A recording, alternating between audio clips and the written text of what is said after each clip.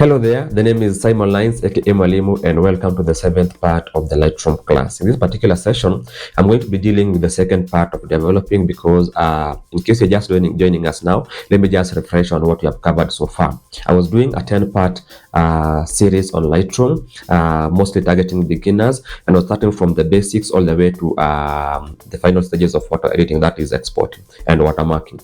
So the first topic was background introduction, me sharing what I want to share in the course. The second one was file management. Then from there I went to the process of culling your photos.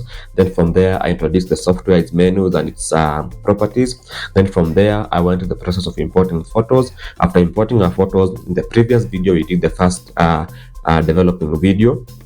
And in that particular video, I show you guys how you transform your images and use aspects like exposure, contrast, whites, highlights, blacks, and dehaze to make changes in your photos to make it a bit better than you shot it. Okay, so after that, I'm going to be covering the second part of developing today. And the second part of developing, I'm going to show you guys the magic tool in Lightroom, what you call batch editing. Because for example, yesterday I was sharing with my group that I had to edit around 720 images and deliver them in a span of about 5 hours, and that job took me around 3.5 hours. And what enabled me to do that was what you call synchronization, whereby I can make changes to one photo, then all the photos that I have selected that have the same lighting needs as that particular photo are going to get the same changes done to them in real time, in what you call synchronized editing. Okay, so without further ado, let me load the software and show you guys how you can use Lightroom to edit a very big batch of photos in a very short time, as long as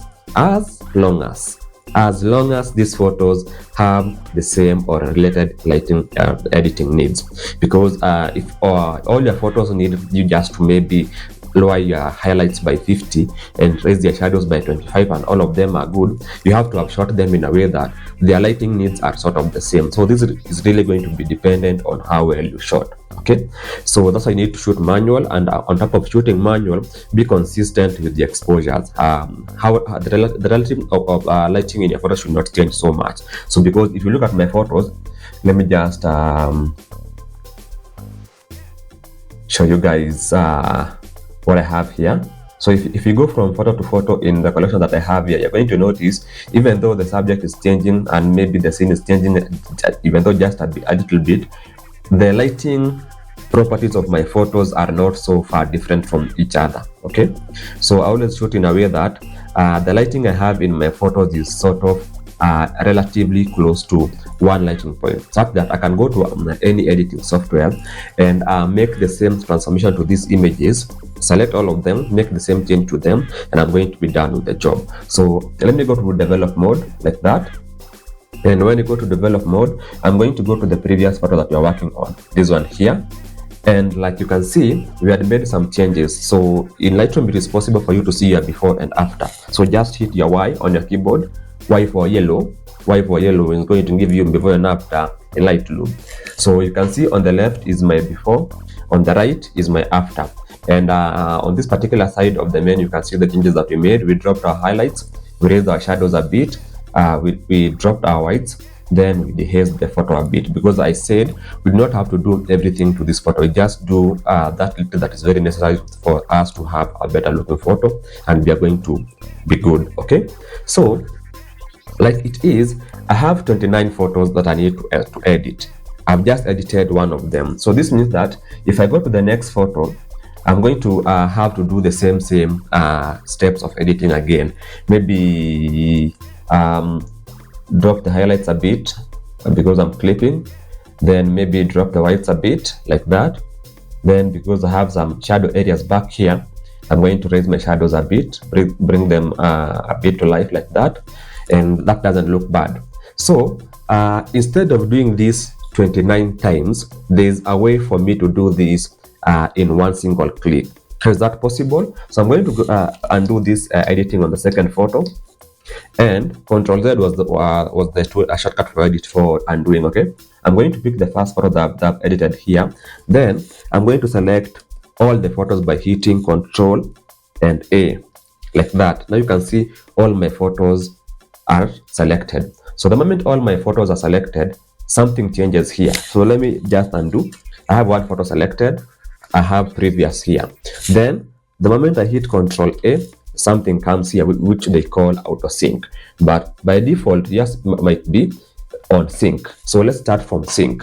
So because there's sync, then there's auto sync. So sync is manually, is manual. You have to sync the photos yourself. Then auto sync is going to be automatic, such that when you make a transformation to one photo, all the photos that are selected get that same change. So let's start with manual sync. So the moment you select a number of photos and you have a photo with some changes selected, and you click on sync, it is going to give you this particular menu. So, and on this particular menu, it gives you the ability to select and deselect some of these transformations, so that you only choose what you want to sync across your photos from this particular menu. Let's say, for example, you just want to sync your white balance, so you can just unselect the rest like that.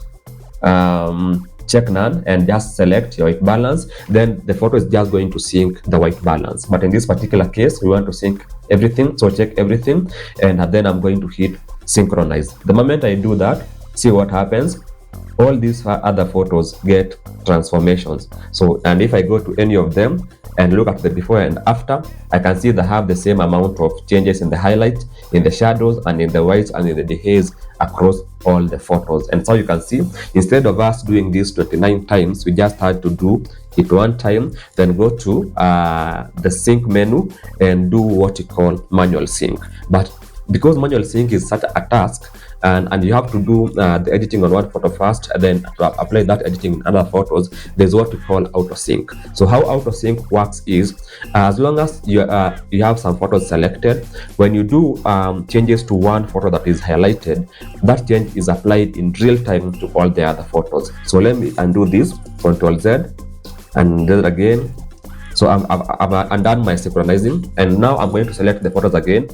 Watch here, Control A, select all the photos. So then I'm going to switch this up from manual sync to auto sync. Okay, so remember I said sync is manual sync, you have to sync the settings manually. Then auto sync is automatic. So when I have auto sync on, you can check and see the photos down here do not have any changes to them because they do not have this yet. But the moment I start making changes to the images, for example, I've done that. I've dropped my highlights down to 50, and now you can see all the photos that I have selected down here have their highlights dropped down to 50. So then I've taken my shadows up to 21 like that. Then all the photos that I have selected get their shadows taken to 21. So then I'm dropping my highlights, my whites to 24. And all the photos that I have selected get that also done to them. And lastly, I'm going to go to dehaze and dehaze them by maybe 14-15%, and or even 17 is okay. And you can see, because this photo, I'm using this photo to judge the lighting for the rest of the other photos. And now, like you can see, what I have here is all the other photos that I had selected, even without me having to go to check them out, have these transformation squares. And this means that this photo has developed adjustments. So if I click on any of them, you can check the before and after. My shadows are brighter, my highlights are lower. And now when it does not work nicely, for example, because of this white t-shirt, you might now have to come and work on this white t-shirt individually a bit later by selecting all the photos and now working on the whites of this photo alone. But for majority of the images that I had selected, you can see it has worked out just fine. Just fine. You can see my shadows brighter, my highlights and my whites a bit darker, and so I have a nice balance of exposure. So that is how you use synchronization to do what we call batch editing, to enable you to edit multiple photos at the same time using a single click. And you can do it manually using the sync, or you can do it automatically using the auto sync. And I think the auto sync is better. So you select all your photos, do the change, then you go through them and see if the changes are good for all the photos. So any that might need a bit of tweaking further to make it better, you do that. But for a start, you can do this to even 1,000 images. So that was the topic for this particular video, and that is how to use sync to edit photos as a batch. See you guys in the next one as I teach you how to watermark your photos.